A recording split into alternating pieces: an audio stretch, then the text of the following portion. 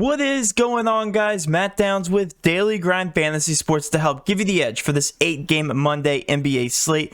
Cannot wait to break it down. If you guys are brand new to this channel, we provide both free and paid content for all daily fantasy sports across all sports. If you guys want to be entered into our $25 giveaway, please like, subscribe, and also comment your favorite overall play on this slate.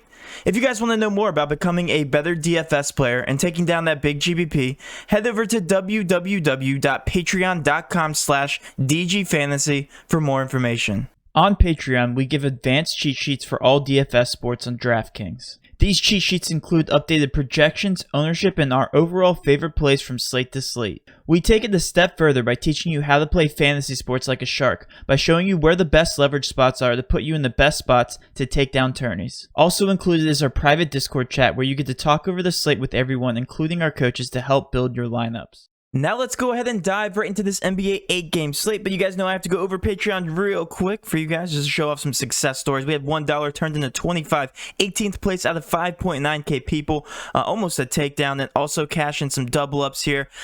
We post all of our favorite cash plays and GPP plays, so yes, we do provide cash content as well. Also some great success here, placing in some GPP tournaments. Also $2.55 got 8th place out of 3k people, almost another takedown. And then we actually had a takedown here, $1 and the $20. This was a smaller GPP, which is something that I always preach to you guys about contest selection, just in terms of overall DFS, nothing specific to NBA.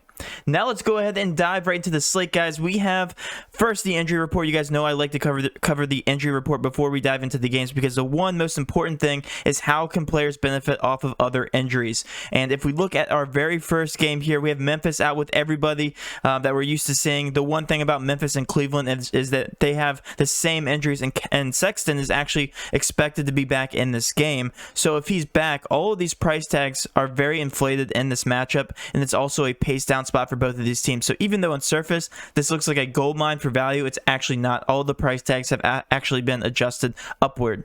Looking over at Milwaukee, Giannis is technically questionable, however he is more probable to play, so nothing interesting there. With Orlando, Fournier is questionable if he does play, have no interest in Orlando. With Washington, Westbrook is still out, so yes, we're going to be paying attention to that Washington game. The over-under is actually higher than I expected.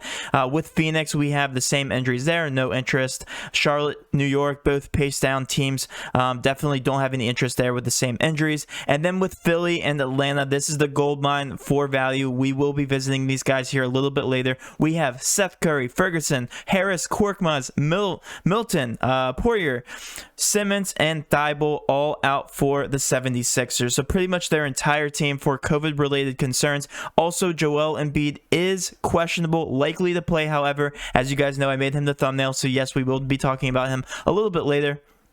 With Atlanta, we have Bogdanovic, Dunn, Gallinari, and Rondo out. Not too much interest there because it's the same injuries.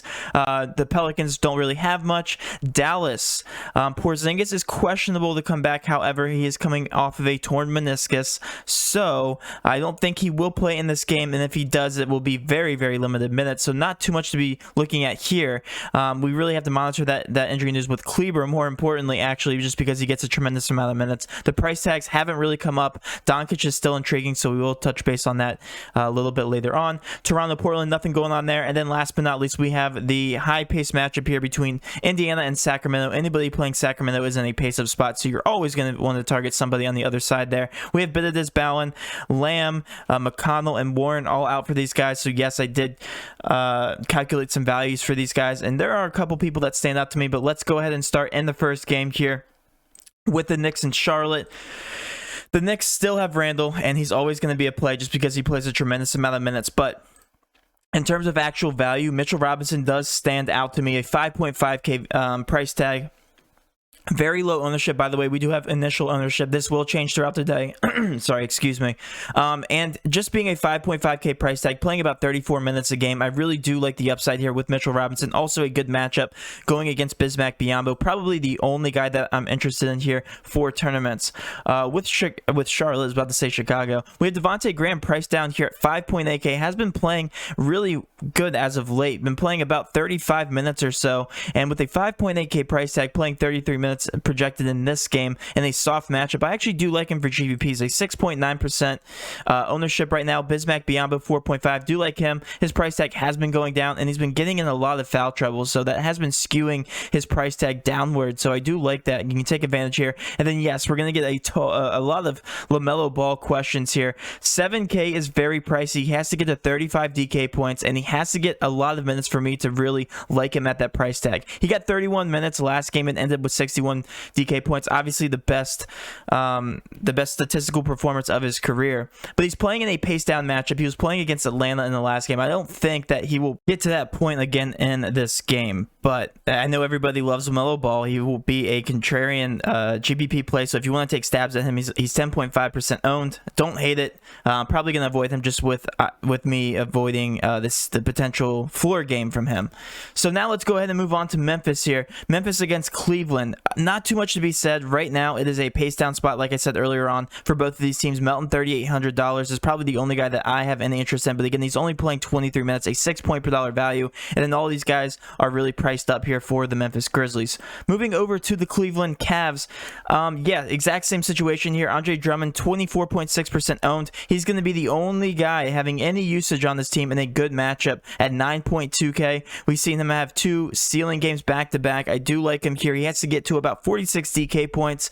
Probably the only guy that I have real interest in just because of the amount of usage. Also, Colin Sexton, if he does play, we expect him to play full minutes. $6,800 is probably the lowest we're going to see with all of these injuries. He has the second highest usage rate on the team and should be carrying a bulk of this offense. So I do like him here. Osman, don't have too much interest if Sexton does play, just because he's only projected to get about 30 minutes. And the only way that I do like Osman is without Sexton, and he plays above 35 minutes. So his price tag at 5.9K is a little too pricey for me. Moving on to the Milwaukee, all GPP for these guys. Don't really have any interest if they can keep it close. I'm talking about the Magic against Milwaukee. Then yes, I do have some interest in Giannis because we know his upside in very close games and a favorable matchup at that. But all these other guys, we know that Giannis was sitting last game, so all these price tags have come up. Chris Middleton, 8.2K, strictly a GPP option, but they are all low owned, so I do like them for tournaments if you guys want to throw them into a couple big GPPs. Looking over at Orlando, all the price tags have come up for these guys. Vucevic at 8.9K does have a good matchup if you guys want to consider him in GPPs. Cole Anthony, way too high of a price tag. Same thing with Terrence Ross, especially if Fournier is back, and he is expected to be back. So no interest whatsoever here in the Orlando Magic. But now we're getting down to the favorable games where we have a lot of value. Looking over at the Phoenix Suns here, Chris Paul at 7.2K is still very intriguing, 19.9% owned. Has been right around value all of the past 5 matchups that he's played, and this is a pace up spot. You want to target teams going against the Wizards and also the Kings so far to start the season, just because it's a tremendous pace up spot. I think Chris Paul can definitely benefit here. Makes for a very high ceiling play at 7.2K. Devin Booker, also not a bad spot here. I know he's gotten off to a very slow start, but he actually hit value last game, and this is a very pace-up spot, so he should see a tremendous amount of volume here, about 25-ish shots, just because, again, it is the Washington Wizards. Looking at Ayton here, they are without Thomas Bryant, the Wizards are, and this is a favorable matchup here for DeAndre Ayton, so I really do like Chris Paul, Devin Booker, and also Ayton for GPP options. I think they're priced accordingly, but in a pace-up spot, they have very high ceilings. Looking over at the Washington Wizards, we are without Russell Westbrook, so let's pull up our usage chart here. Without Westbrook on the court, same thing with Thomas Bryant, unfortunately. Bradley Beal in a very small sample size, about 40 minutes, so take this with a grain of salt.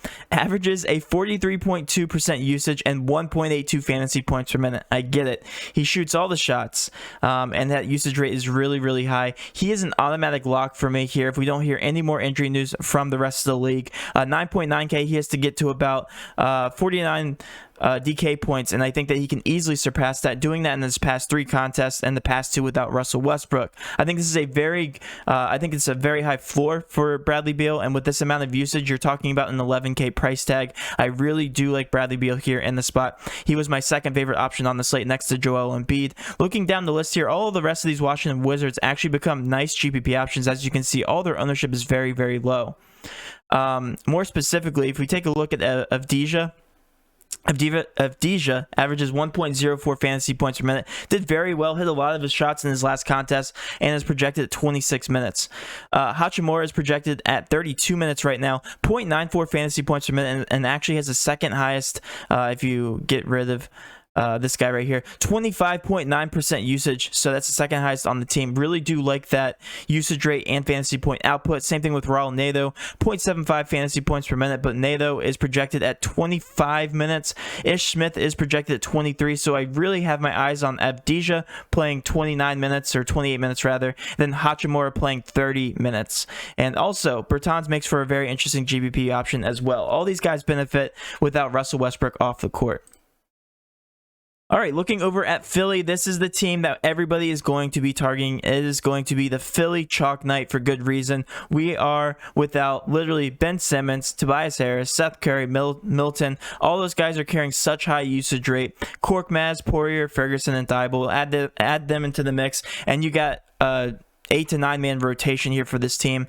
A lot of usage to go around. Tyrese Maxey has been lighting it up. If we take a look at what he's been doing, Tyrese Maxey in 118 minutes, so that's over 3 games of sample size, a 27% usage and averaging 1.12 fantasy points per minute. Absolute stud. He is the highest owned on the entire slate by far, an 8.8 point per dollar value at $4,700. Should see starter minutes projected at 37 right now.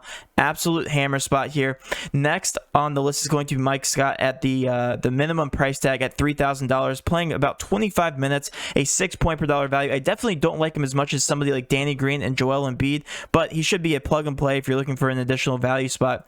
Danny Green at $4,700, a 34% ownership here. 35 minutes is what he's projected at. I have him penned at 27.36 fantasy points, which is a 5.8 point per dollar value.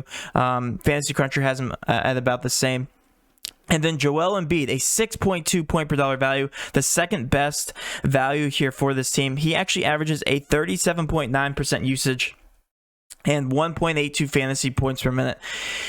So he's in an absolute smash spot here against Atlanta. Keep in mind, this is an up-paced game for them. The over-under is at a 223.5, and they are projected to score at about 109 fantasy points, or sorry, 109 real points. So I do like him. I like all of the Philadelphia 76ers here in the spot. You can look down to some of these other value plays. Isaiah Joe is projected at 32 minutes, and then even Dwight Howard here playing in 19 minutes. And then if we take a look over at the Atlanta picture, not too much to be said. All these price tags are very high. John Collins did come down 7.4K. I do like him for tournaments and a good matchup, but really nobody else intrigues me from this picture. Clint Capella hasn't come down the price tag, a 7K price tag. If we take a look down here at the Pelicans versus Dallas, the Pelicans are in a pace down spot. Lonzo Ball carrying 1.1% ownership. If you guys look down here, Brandon Ingram always an intriguing target. 8.6K seems to hit value in all of his content, even in pace down spots. So I do like him for GPP. Same thing with Zion Williamson, 7.8K. He's coming down in price tag. Seems to be a boom or bust candidate this far this season, but has been heating up as of late. I do like all of these guys for GPPs and big tourneys. Switching over to the Dallas side, we are still pinning that injury news on Porzingis. If Porzingis is out, I like Doncic just as much as I do Joel Embiid. We looked at the stat the last video. He averages 1.8 fantasy points per minute and averages, I think it's close to a 45% usage rate. So this guy playing 35 plus minutes in all of his past 4 contests has hit value in every single contest. Needs to hit 56.5 DK points to hit value, and I love him at 7.6% ownership. I think the thing that's keeping his ownership low is this pending injury news here for Porzingis, but even if Porzingis does play, should not play that many minutes. Going down here to Toronto, not too much interest here. However, there are some rest candidates from this game because they're coming off a back-to-back. To name a couple, Kyle Lowry, Fred VanVleet's been playing out of his mind and has been playing tremendous amount of minutes. So something to keep an eye on here is the Toronto picture. This is going to be a pace-up spot here. Versus Portland, actually the highest over-under on the slate. So targeting these guys for GPPs, all of their ownership is very low. I really do like Siakam, has been lighting it up as of late, 8.1K. Finally getting that price bump, but it's still underpriced. Anobi playing a tremendous amount of minutes. You can get behind Kyle Lowry if he does play, playing 37 minutes. Same thing with Fred VanVleet. Going over to Portland, we have an interesting picture here. Nurkic finally coming up in price tag, only projected at 27 minutes. I don't have too much interest there. Damian Lillard coming up in price tag. Again, like I said, this is the highest over-under, so just GPP targets here. Nothing really interests me outside of GPP and larger tournaments. Last but not least, we're going to switch to the Indiana Pacers. If we take a look with everybody off the court, the most, I guess the guy that benefits the most here is Oladipo, averaging 29.4% usage at 1.9 or 1.09 fantasy point output. All of these guys benefit evenly. I feel like it's a very even distribution here with the usage rates. Sabonis, a 1.27 fantasy point per minute player. Same thing with Malcolm Brogdon, a 23.6% usage and a 1.1 fantasy point per minute output.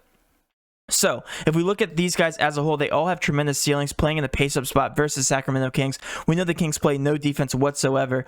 Oladipo, probably my favorite. He's also pretty chalky, 27% owned. Sabonis averages 1.27 fantasy points per minute and is projected at 49.3 fantasy points right now. Really do like him. 5.3 point per dollar value. Love all of these guys for GPP upside playing against the Sacramento Kings. Last but not least are the Sacramento Kings.